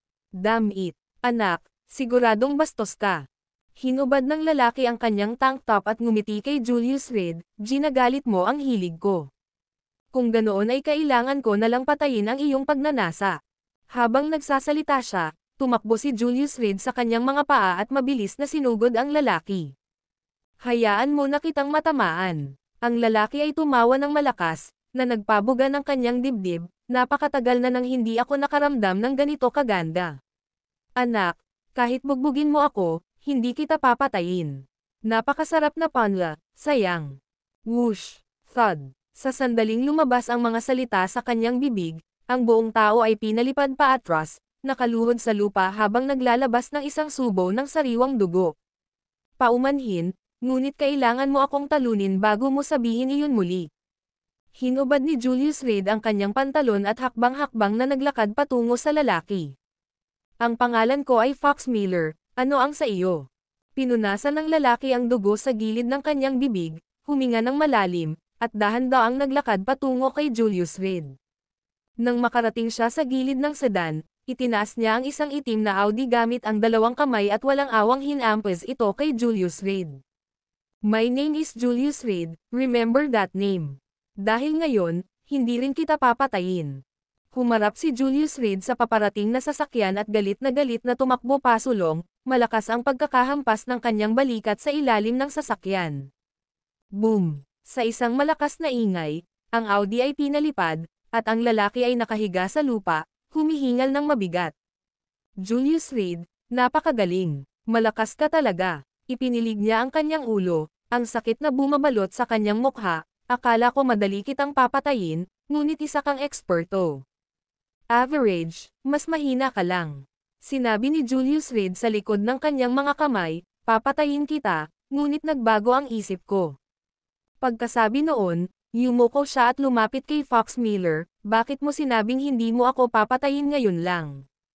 Hey, para lang dyan. Napabuntong hininga si Fox Miller at nanginginig na naglabas ng sigarilyo mula sa kanyang bulsa. Sino bang eksperto ang hindi nauungkat sa pagiging basura ng hakbang-hakbang?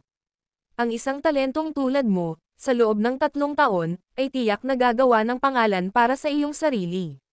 Ang pagpatay sa iyo ay magiging kawalan namin. Huminga siya ng malalim sa sigarilyo, ngunit ilang beses siyang nabulunan at umubo. Ikaw ay isang tao na may kahulugan ng hustisya. Ngumiti si Julius Reed at nagtanong, bakit tutulungan ang kontrabida? Masasabi niya, iba si Fox Miller sa iba. Kahit na siya ay isa pa ring shadow warrior, ganoon pa rin ang walang malasakit.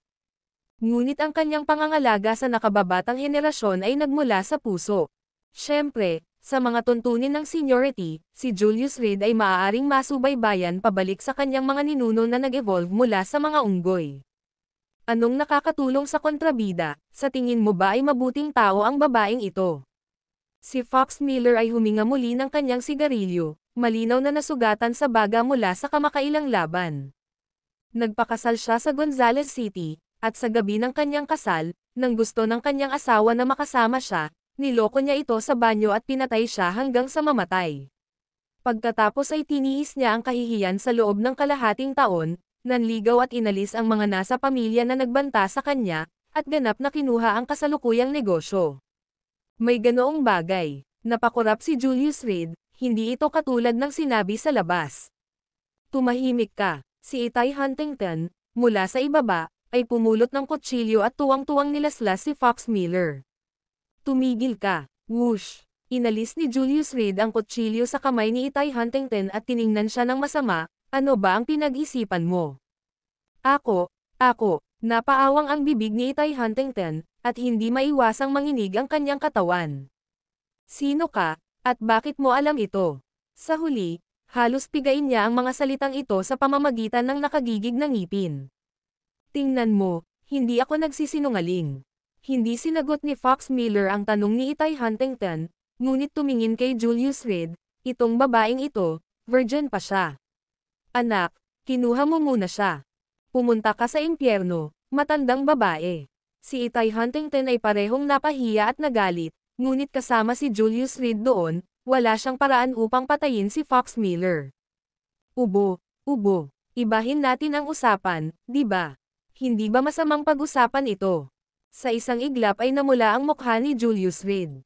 Casual lang ang sinabi niya, at sineseryoso ng blockhead na ito. May itatanong sa'yo ang ginang.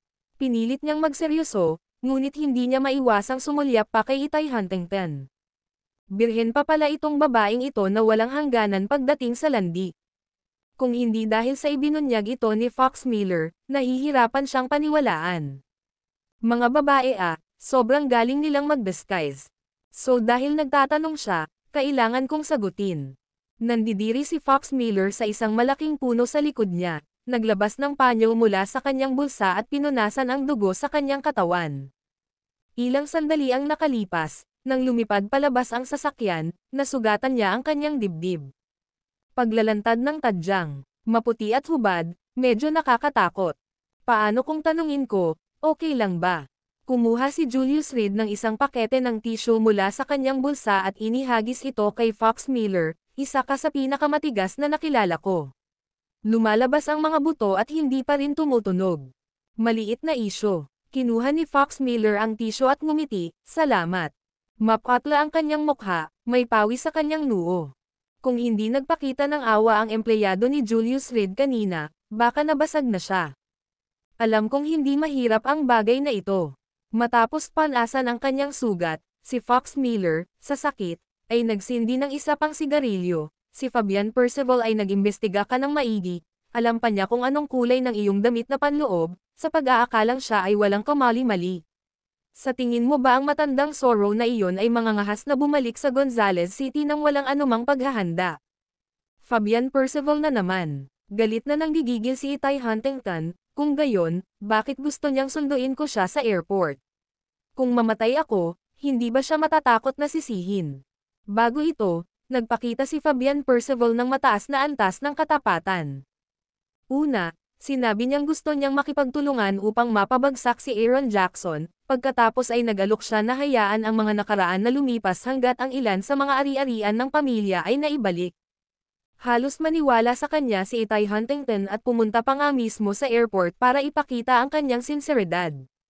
Ngunit ang hindi niya inaasahan ay sa paglabas niya ay nakapasok na siya sa pintuan ng impyerno. Anong kulay ng underwear niya? Biglang tanong ni Julius Reed. Lagi siyang inaasar ng babaeng ito sa mga normal na araw. Ngayong alam niyang gawa lang ang lahat, maaari niyang kunin ang pagkakataong ito para makabawi sa kanya. Nanlaki ang mga mata ni Fox Miller sa tanong ni Julius Reed, "You two are intimate, don't you know?" "Gusto ko lang makita kung nagsisinungaling ka." Awkward na sabi ni Julius Reed. Katulad nito, naramdaman ni Itay Huntington ang parehong hiya at pagkamausisa. Gusto niyang tiyakin kung totoo o hindi ang sinabi ni Fox Miller. Kung alam nga niya kahit ang kulay ng underwear nito, sobrang nakakatakot iyon. Sabihin mo na, udyok ni Julius Reed. Paano ko malalaman iyon? Hinayla ni Fox Miller ang kanyang sigarilyo, binigyan si Julius Reed ng walang magawa na tingin. Phew! Nang marinig ang tugon na ito, sa wakas ay nakaramdam ng ginhawa sa loob si Itay Huntington. Gaya ng inaasahan, pagmamalabos ang lahat. Wala siyang suot ngayon, kaya paano ko malalaman kung anong kulay iyon? Hinayla ni Fox Miller ang kanyang sigarilyo, nagsasalita ng walang pakialam. Puff! Hindi na napigilan ni Julius Reed at humagalpak ng tawa. Whoosh! Maruming tao ka. Sinipan ni Itay Huntington si Fox Miller sa mukha, dahilan para lumipad sa lupa ang kalahating usok na sigarilyo. Umalis siya na may halong hiya at inis. Mukhang totoo. Ngayon, pinaniwalaan ito ni Julius Reed. Ang video na ito ay edited by Urban Storytelling. Kabanata 588 Hindi nababa ang tawag sa telepono sa lungguhit isa. Pinabayaan mo siya. Sa Audi, hindi komportable si Itay Huntington habang nakatingin kay Julius Reed sa tabi niya.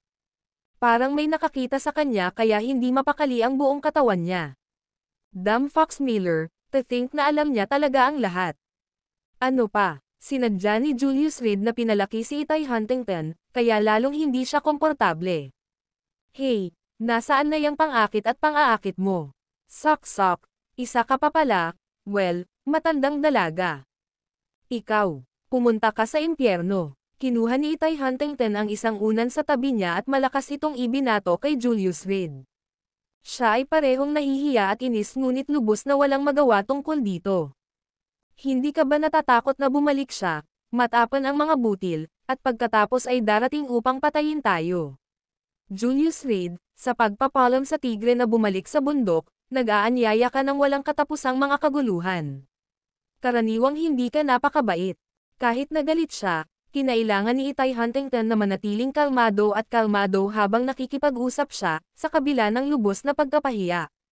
Nangako siya na magiging inside man ko, or should I say, he has defected to my side. Bumalik si Julius Reed sa kanyang karaniwang walang pakialam na kilos. Sigurado ka ba? Ang kanyang mga salita ay hindi dapat pagkatiwalaan. Julius Reed, bakit hindi natin siya sundan at tapusin siya? Si Itay Huntington ay hindi mapalagay, hanggat nabubuhay si Fox Miller, pakiramdam niya ay nasa gilid siya. Patahimikin mo siya sa pamamagitan ng pagpatay sa kanya. Alam ko rin iyon, gusto mo na ba akong patayin ngayon? Tumaas ang isang kilay ni Julius Reed, mapanoksong nakatingin sa kanya. Kung maaari, talagang gagawin ko. Walang magawang sabi ni Itay Huntington. Ayan na. Kahit na gusto akong patayin ni Fox Miller, kailangan niya muna akong patayin. Sa tingin mo ba siya ay isang tanga? Bulong ni Julius Reed sa kanyang sarili, napakatalino niya, at kaya alam niya kung saan siya maaaring humingi ng suporta. Ihinto ang sasakyan. Noon lang, biglang tinawag ni Itay Huntington ang driver. Tili. Agad na huminto ang sasakyan. Pagkatapos, kinuha ni Itay Huntington ang kanyang pitaka at nagmamadaling pumasok sa isang convenience store. Makalipas ang 5 minuto, lumabas siya, nagmamadali pa rin. Magmaneho. Nang makabalik na siya sa sasakyan, nagpatuloy siya sa pagiging walang pakialam. Bumili ako ng underwear. Nakapikit na sabi ni Julius Reed na nakaupo sa likod. Ikaw. Nagulat si Itay Huntington at, sa mahinang boses, nagtanong, paano mo nalaman? Punit ang palda mo, at hindi ako bulag. Walang pakialam na sagot ni Julius Reed. Pagkatapos niyang ituro iyon ay namalayan na lamang ni Itay Huntington na may hiwa sa gilid ng palda niya na hindi niya alam kanina. Kung walang nagbanggit nito, malamang hindi niya mapapansin. Percival, pumunta ka sa department store at bilhan mo ako ng palda. Huminga ng malalim si Itay Huntington, sinusubukang mapanatili ang isang malalady na imahe. Ngayon, talagang malapit na siyang sumabog sa galit. Umikot ang sasakyan sa sentro ng lungsod, at sa entrance ng department store, tumakbo pababa ang bodyguard na tinatawag na Percival at tinulungan si Itay Huntington na pumili ng palda sa pamamagitan ng pagkuha ng mga larawan at ipadala ito sa kanya sa pamamagitan ng WeChat. Pagkatapos, si Julius Reed at ang iba pa ay walang humpay na pinaalis sa sasakyan. Pagkatapos lamang magpalat ng bagong palda ni Itay Huntington ay pinapasok niya silang muli. Para saan? Tumingin siya kay Julius Reed. Nakasuot ng bagong puting mahabang palda na may leggings, ibang-iba ang hitsura ni Itay Huntington sa kanyang dating magulo na hitsura. Ito ay medyo isang nakakapreskong tanawin upang pagmasdan. Hindi mo ba gustong makipagkita sa isang kliyente? Malakas na tanong ni Julius Reed, sa airport. Nababaliw ka na ba? Gulat na napatingin sa kanya si Itay Huntington. Sa wakas ay nakatakas na sila, at ngayon gusto niyang lumakad mismo sa bitag. Kung ano ang nangyayari sa paligid ay dumarating. Ngumiti si Julius Reed sa kanya. Dahil nakaiwas ka na sa 2 assassination attempts, ano ang kinatatakutan mo? Kahit na nakatayo ka sa harap ni Fabian Percival ngayon, hindi siya maglalakas loob na hawakan ka. Tsaka nandito ako. Pagkatapos ng kanyang mga salita, kinuha niya ang kanyang cellphone at tinawagan si Aaron Jackson. May nagtangkang pumatay sa iyong boss ngayon, ngunit tiyak na walang tagumpay. Ngunit, tulad ng alam mo, ako ay isang taong may sama ng loob, at talagang kailangan kong maghayganti. Mamaya, ayusin ang isang grupo ng mga tao, at kapag kumakain ako, Bigyan siya ng isang mahusay na pambubugbog para sa akin. Boss, sinong nang ahas na hawakan ka? Diretso ko silang papatayin. Sa telepono, sobrang seryoso ang tono ni Aaron Jackson. Bumalik na si Fabian Percival, at may nagtanim ng especially iya sa paligid ng Itay Huntington. Mag-ingat ka sa iyong sarili, at siguraduhing walang mga traidor sa paligid mo.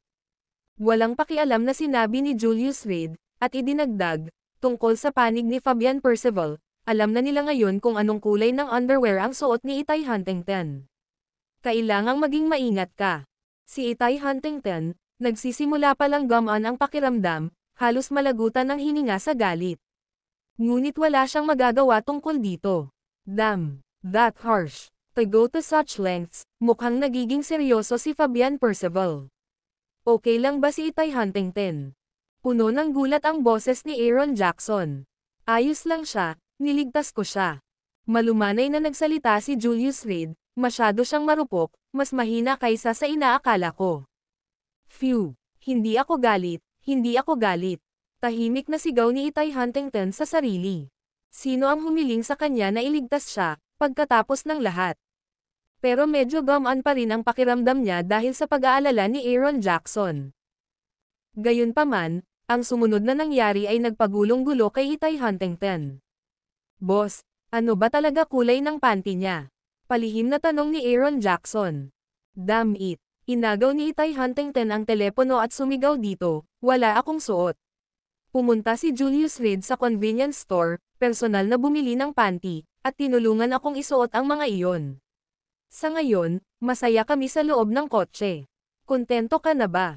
Pagkatapos magsalita, galit niyang ibinaba ang telepono. Bakit mo sinabi sa kanila ang lahat?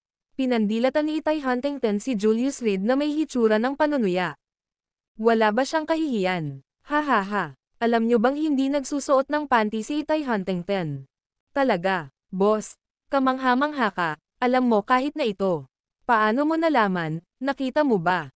Damn. Ang babaeng ito ay kumikilos ng napakataas at makapangyarihan, ngunit hindi ko inaasahan na siya ay talagang napakaligaw, sumasagwan sa kanyang bangka ng walang mga sagwan, umaasa lamang sa mga alon. Habang si Itay Huntington ay nagngangalit sa katahimikan, isang napaka-discordant na boses ang nagmula sa telepono ni Julius Reed. Hindi ka naghang ng tama. Yumuko si Julius Reed at nakitang mali ang pinindot ni Itay Huntington habang binababa ang tawag. Patuloy pa rin ang tawag. Sa isang iglap, napuno ng kahihiyan at galit ang buong Audi.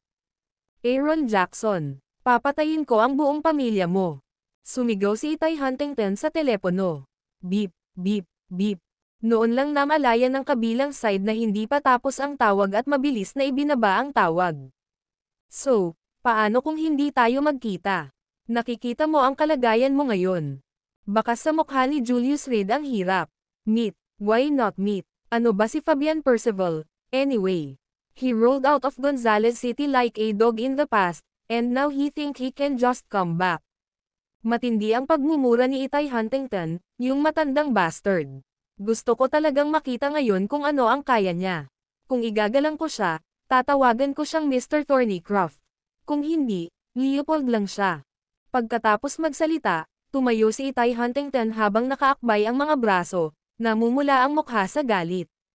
Boss, pupunta ba talaga tayo? Natakot ang driver sa front seat, hindi sigurado kung ano ang gagawin sandali. Cut the crap, or I'll fire you. Go. And we're going to open and above board. Itinuro ni Itay Huntington ang direksyon ng airport, na galit na sumisigaw, drive me there at top speed now. Kung dahan-dahan ka pa, ay deduct ko ang 1 taon na halaga ng iyong sweldo. Ang video na ito ay edited by Herban Storytelling. Kabanata 589 na aking tao sa lungguhit isa. Mr. Thornycroft, nagtagumpay ba si Fox Miller sa kanyang gawain? Gonzales City Airport, isang binata na nakasunglas ang nagsalita sa tabi ng isang matandang lalaki na nakasuot ng junction suit. Si Fox Miller ay isa sa aking pinakamahusay na tao, at handa siyang mabuti. Sa ngayon, dapat malamig na ang bangkay ni Itay Huntington.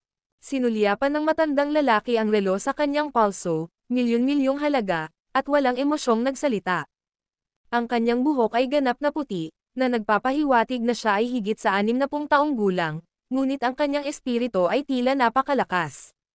Sa kanyang mga tampok, mayroong isang hangin ng awtoridad. Matapos tingnan ang oras, ikinulong ng lalaki ang kanyang mga kamay sa kanyang likuran at diretsyong tumingin sa harapan. Ama, maliit lang ang naabot ni Alonso Dragon, hindi mo siya basta-basta pabayaan. Sabi ng isang babae sa gilid ng matanda. Vito, si Alonso talaga ay kumilos ng padalos-dalos, ngunit kailangan niya ng oras upang lumago. Napangiti si Fabian Percival at tumingin kay Elwood Thornycroft, tapos, pagtanda ko, ibibigay ko na sa iyo ang negosyo ng pamilya. Bilang isang binibini, hindi madali para sa iyo na maging masyadong exposed sa publiko. Ikaw ang dapat mag-manage ng internal affairs ng pamilya, habang si Alonso ang bahala sa external na bagay. Oo, Ama. Tumanggo si Elwood Thornycroft na may pahiwatig ng pag-aatubili, ang paglalagay ng isang malaking plano sa panganib para sa isang babae, ang gayong tao ay dapat isaalang-alang ng mabuti, Ama. May sarili akong paghuhusga. Ibinalik ni Fabian Percival ang kanyang ulo, nakatingin sa harapan, at iwinagayway ang kanyang kamay. Tara, bisitahin natin ang lugar kung saan minsan nahirapan ang iyong lolo. Gonzales City, bumalik na kami. Isang kurap ng pananabik ang dumaan sa mga mata ng tatlo, habang naglalakad sila patungo sa exit ng airport. Fabian Percival. Maya-maya lang ay may tumawag sa kanila mula sa likuran. Sino ang nang-ahas na tawagan si Mr. Thornycroft sa pangalan? Lumingon ang binata na naka-sunglass, malamig na nakatingin sa direksyon ng boses.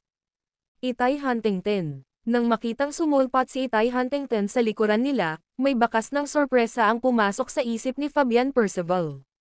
Nabigo si Fox Miller. Hindi patay. Parehong nanlaki ang mga mata ni Elwood Thornycroft at Benson Dragon sa gulat. Huwag magpanik, hindi natin maibibigay ang ating sarili. Huminga ng malalim si Fabian Percival at ngumiti, kaya Miss Huntington, akala ko hindi ka makakarating. Lumakad siya ng may pinalawak na mga braso, umaasang maghatid ng mabuting kalooban. Paano ko tatanggihan ang imbitasyon ni Mr. Thornycroft? Kahit na ang aking sasakyan ay mabangga sa ruta, o ako ay pinagbantaan ng isang nakatagong armas, pupunta pa rin ako upang makita ka. Walang patawad na binawi ni Itay Huntington ang kanyang kamay, na hindi pinansin ang alok ni Fabian Percival na makipagkamay. Malinaw ang mensahe, ito ay isang bukas na deklarasyon ng salungatan. Insolent. Inaalok sa iyo ni Mr. Thornycroft ang kanyang kamay at hindi ka nang ahas na tanggapin ito. Hinubad ni Benson Dragon ang kanyang salaming pang-araw, pinandilatan si Itay Huntington na may layuning pumatay. Hey! Nakaharap sa titig ni Benson Dragon, si Itay Huntington ay nagpakawala ng isang malamig na tawa, Mr. Thornycroft, ang iyong alaga ba ay palaging hindi sanay? Ang master ay nagsasalita, ngunit ito ay walang tigil na tumatahol sa gilid. Sino ang tinatawagan mo? Katahimikan. Galit na sigaw ni Fabian Percival, at pinigilan ni Benson Dragon ang kanyang galit, matamang nakatitig kay Itay Huntington. Miss Huntington, ito si Benson Dragon, isang mahalagang miyembro ng aking staff. Kahit na hindi siya nasisiyahan, ang pag-aksyon muna sa paggawa ng pagpatay ay naglagay sa kanya sa isang dehado. Tinutulungan niya ako sa negosyo, kung siya ay naging walang galang sa iyo, mangyaring huwag pansinin ito, sabi niya. Ito ang aking anak na babae, si Elwood Thornycroft. Oh, ang tunay mong anak, ha? Akala ko ampun siya. Sinuri siya ni Julius Reed mula ulo hanggang paa at umiling, hindi talaga kayo magkahawig. Nakakapag-isip talaga. Tahimik. How dare you insult me? Ang init ng ulo ni Elwood Thornycroft ay sumiklab, hindi sanay sa gayong direktang kawalang galang, sa kanyang mundo ng pagmamataas at pribilehiyo, paano niya ito matitiis? Miss Huntington, mukhang hindi masunurin ang iyong alaga. Nagdilim ang ekspresyon ni Fabian Percival nang magsalita ito ng patago. Ang insultong ibinigay sa kanya ni Itay Huntington ay ibinalik na ngayon. Paumanhin, maaaring hindi mo alam, ngunit siya ang aking lalaki. Mapang-akit na ngumiti si Itay Huntington, sumando sa tagiliran ni Julius Reed, marahang hinawakan ang kanyang braso, at sinabing, ang tumatawag ngayon ay hindi ako, siya iyon. Iyong lalaki, bakit hindi ko narinig ang tungkol dito? Sa una ay nagulat si Fabian Percival, Pagkatapos ay tumuon ang kanyang mga mata kay Julius Reed na parang sa isang agila. Naglagay siya ng mga especially iya sa paligid ni Itay Huntington at napakalinaw sa bawat galaw niya. Paano niya na-miss ang napakalaking balita gaya ng paghahanap niya ng lalaki? Ang kanyang pangalan ay Julius Reed, na dapat pamilyar sa Mr. Thornycroft, sabi niya. Napangiti si Itay Huntington at nagpakilala, Julius Reed, from Gonzales City, son-in-law of the Radcliffe family. Though their relationship is in name only, Julius Reed is now my man. Sa pagsasabi nito, mapapapaniwala niya si Fabian Percival na si Julius Reed ang lalaki niya habang pinoprotektahan din si Kella Radcliffe. Kung hindi, sa mga pamamaraan ni Fabian Percival, magiging madali para sa kanya na tingnan ang background ni Julius Reed at posibleng makapinsala sa pamilya Radcliffe. Si Julius Reed lang ang magdurusa sa huli. Ngayon, sa pamamagitan ng pananagutan, maaari niyang panatilihing nakatuon ang atensyon ni Fabian Percival sa kanyang sarili. Saan ko narinig iyon? Nagbibiro siguro si Miss Huntington. Siyempre, alam ni Fabian Percival si Julius Reed, ang kanyang mga especially iya ay nagulat na si Itay Huntington ay naging malapit sa isang lalaki kamakailan, at siya ay naghinala ng isang relasyon sa pagitan ng dalawa. Ngayong nasa harapan na niya ang lalaki, napagtanto niyang maaaring totoo ang impormasyon. Sa katunayan, kahit na ang pinakamalakas sa mga kababaihan ay maaaring magkaroon ng isang lalaki na kayang hawakan siya. Kakain na ba tayo? Nagugutom na ang asawa ko. Hinaplos ni Itay Huntington ang tiyan ni Julius Reed at saka tumangala, anong tanghalian? Seafood, dahil na-crave mo akong lahat. Alam ni Julius Reed na pinoprotektahan ni Itay Huntington si Kella Radcliffe, kaya hindi niya inilantad ang kasinungalingan. Kung tutuusin, walang dapat ikatakot ang mga inosente. Pagkasabi nun, nauna na silang dalawa. Anong asong babae? Napabuntong hininga si Benson Dragon. Kakatapos lang niyang magsalita ay biglang huminto ang mga nasa unahan. Anong mali? Tumaas ang isang kilay ni Fabian Percival, nagtataka kung bakit tumigil si Itay Huntington. Oh, ano ang sinabi mo? Tumalikod si Julius Reed at naglakad palapit kay Benson Dragon. Hindi ako nagsalita, sabi ni Benson Dragon na may masungit na mukha at hindi magiliw na tono. Oh, really? Saka bakit narinig kong nagmumura ka ng isang tao? Bahagyang ngumiti si Julius Reed, nasabi mo ba o hindi? Anong gusto mo? Si Benson Dragon ay mapusok na, at noong siya ay nasa ibang bansa, ang mga lokal na boss ay kailangang tretuhin siya ng may kagandahang loob. Ngayon ang isang lalaki na nabubuhay sa isang babae ay nang-ahas na sisihin siya. Ano ang gusto ko? Ibinaba ni Julius Reed ang kanyang ulo at itinuwid ang kanyang cuffs. Naisip ko lang, siguro dapat kong disiplinahin ang katulong ni Mr. Thornycroft sa ngalan niya. Sampal. Pagkatapos niyang magsalita, mabilis niyang sinampal si Benson Dragon sa mukha. Ikaw, si Benson Dragon, hawak ang kalahati ng kanyang mukha, ay galit na tumingin kay Julius Reed. Ano naman sa akin? Nagkibit balikat si Julius Reed at tumingin kay Fabian Percival, Mr. Thornycroft, alam na alam mo kung sinabi niya o hindi. Kung sa tingin mo ay hindi niya ginawa, sampelan mo ako. Tinuro niya ang sariling pisngi, huwag kang mahiya. Mag-ingat ka sa bibig mo. Huminga ng malalim si Fabian Percival at mariing sinabi. Oo, Mr. Thornycroft. Galit na sumulyap si Benson Dragon kay Julius Reed, puno ng lason ang kanyang mga mata. Ang video na ito ay edited by Urban Storytelling. Kabanata 500 at 70 naghihintay sa iyong mamatay sa lungguhit isa. Mr. Thornycroft, gusto ko siyang patayin. Sa Mercedes, si Benson Dragon ay nanginginig sa galit. Sa ibang bansa, siya ang pinakamalakas na ahenteng empleyado ng Fabian Percival, na kilala bilang Shadow. Iyon ay nagpapahiwatig na hanggat wala si Fabian Percival, maaari niyang palitan siya. Maging ito ay isang malaking boss o isang lokal na tycoon, ang lahat ay kailangang tretuhin siya ng may lubos na paggalang at pagiging magalang. Ngunit ngayon, sa hindi gaanong kahalagahan ng Gonzales City, isang langgam na hindi niya kailanman sineryoso ang aktwal na sumampal sa kanya sa mukha. Dapat mong malaman na sila ay dumating na nakataas ang ulo. Una, upang patayin si Itay Huntington, pagkatapos ay alisin si Aaron Jackson. Sa bisperas ng bagong taon, nagplano silang magdiwang sa Brothel of the Bronze Sparrow. Pero ngayon, Naging masinop ang kanilang plano, at sa isang taksil na nagbibigay ng maaasahang impormasyon, nabigo pa rin silang patayin si Itay Huntington. Maging si Alonzo Dragon ay naging isang unit. Tulad ng para kay Fox Miller, ang kanyang buhay o kamatayan ay hindi alam. Wala pang balita sa sandaling ito. Kung titingnan ang kasalukuyang sitwasyon, ito ay halos isang palpak na trabaho. Pero parang walang gasgas si Itay Huntington sa kanya. Paano kita karaniwang tinuturuan? Hindi nasisiyahang sinabi ni Fabian Percival, bilang isang tao, dapat kang matutong maging matyaga. Ang sandali ng pasensya ay humahantong sa isang tahimik na dagat.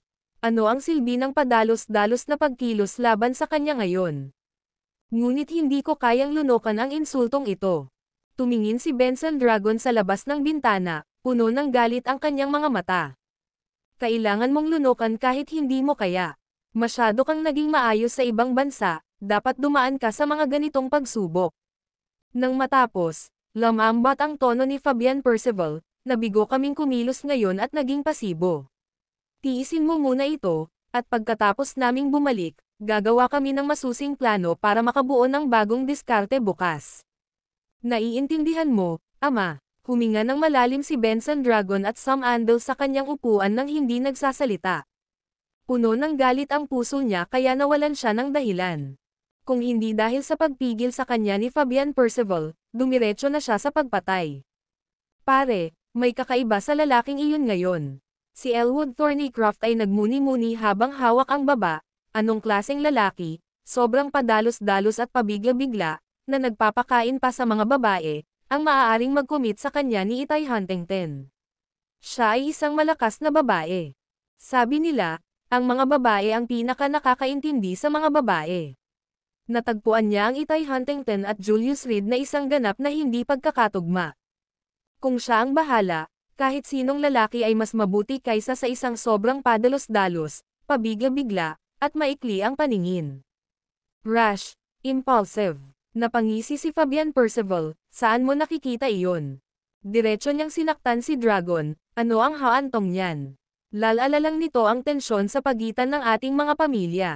Hindi ba iyon panliligaw para kay Itay Huntington? Hahayaan ba natin ito?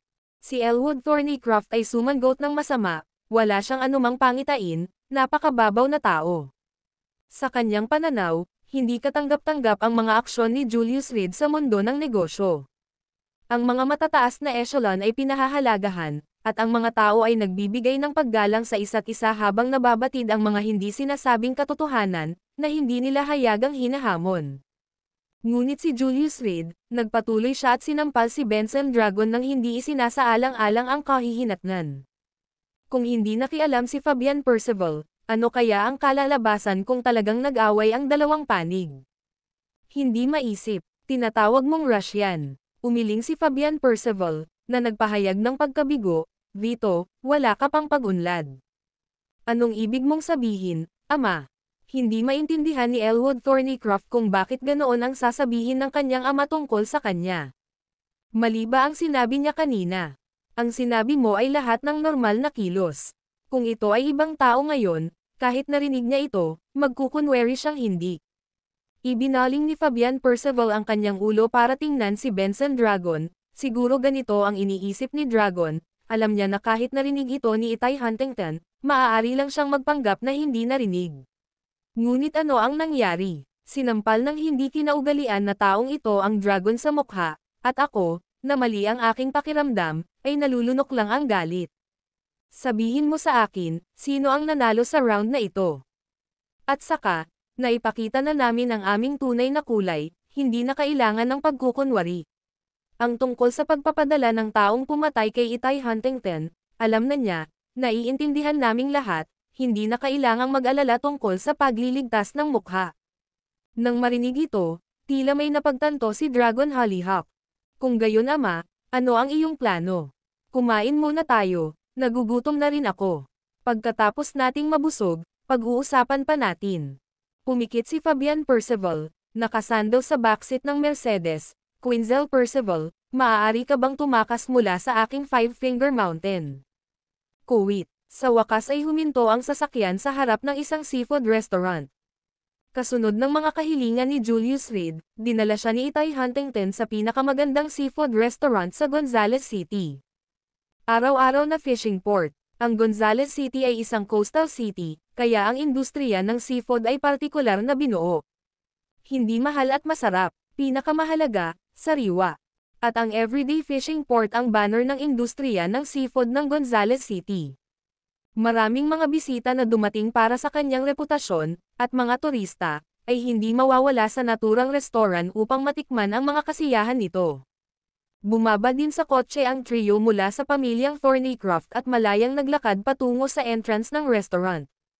Araw-araw na fishing port, ang sarap dito. Si Fabian Percival, na tumitingin sa karatula, ay bumulalas ng sentimental, ilang taon na ang lumipas sa isang iglap, gusto kong kumain dito noong araw.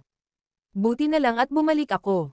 Ngumiti siya kay Itay Huntington, salamat sa mabuting pakikitungo ni Miss Huntington, pagdating ko rito, naalala ko ang nakaraan. Talagang tumatanda ang isang tao sa panahon. Well, you can reminisce slowly, gutom na ako, pasok muna ako. Dirdiretsong pumasok si Julius Reed, nang walang pagsasaalang-alang sa pagbibigay daan kay Fabian Percival. Iniwan nito ang tatlo na awkward na nakatayo sa pwesto. Nakakabaliw. Pinagmasdan ni Elwood Thornycroft ang umaatres na figure ni Julius Reed, nagngangalit ang kanyang mga ngipin. Tara na. Nagdilim ang ekspresyon ni Fabian Percival habang mabilis na naglakad papasok sa restaurant. 5 tao ang pumunta sa ikatlong palapag na dining area ng everyday fishing port. Ang pagkonsumo dito ay hindi mahal, ngunit ang lasa ay napakasarap. Sa makatuwid ang negosyo ay umuusbong. Dagdag pa, ito ay oras ng pagkain, kaya ang restaurant ay hindi nagkukulang sa mga parokyano. Pagkaupo, walang kapatawaran na sinimulan ni Julius Reed ang pag-order ng mga pagkaing gusto niya, mga mabalahibong alimango, lobster, at lahat ng gusto niyang kainin. Bale kung kaya niyang tapusin ang lahat, may kumukuha ng tab. Pagkatapos ay ang tatlo mula sa pamilyang Thornycroft ay gumawa din ng kanilang mga pagpipilian at naghintay para sa pagdating ng pagkain. Lahat ng 5, abala sa kanilang sariling mga iniisip, halos hindi nagsasalita. Mr. Thornycroft, ano ang nagpapabalik sa iyo sa Gonzales City sa pagkakataong ito?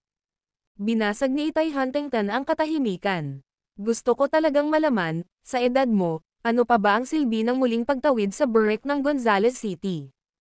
Kapag tumanda ang isa, gumagaan ang kanilang mga alalahanin, sagot ni Fabian Percival na may malabong ngiti, binuhusan ang sarili ng isang tasa ng tsaa bago siya nananjes, bumalik ang mga dahon sa ugat, wala na akong gaanong oras sa ganitong edad, at naisip ko kapag lumipas ang 100 taon, gusto kong ilibing kung saan ako nahirapan noon. Talaga, napamura si Itay Huntington, kung iyon talaga ang nararamdaman mo, dumating ka ng maaga. Tingnan mo, napakalakas at malusog, hindi ka na magkakaroon ng mga problema sa loob ng 2 o 3 dekada. Kahit na totoo iyon, pagkatapos ng pag-alis sa loob ng maraming taon, gusto ko pa ring makita kung ano ang naging bahagi ng aking bayan. Tumawa si Fabian Percival, na parang isang mabait na matanda. Simple lang. Kapag namatay ka, ibalik na lang natin dito ang abo mo, di ba? Nang marinig ito, halos mailuwa ni Fabian Percival ang kanyang subo ng tsaa.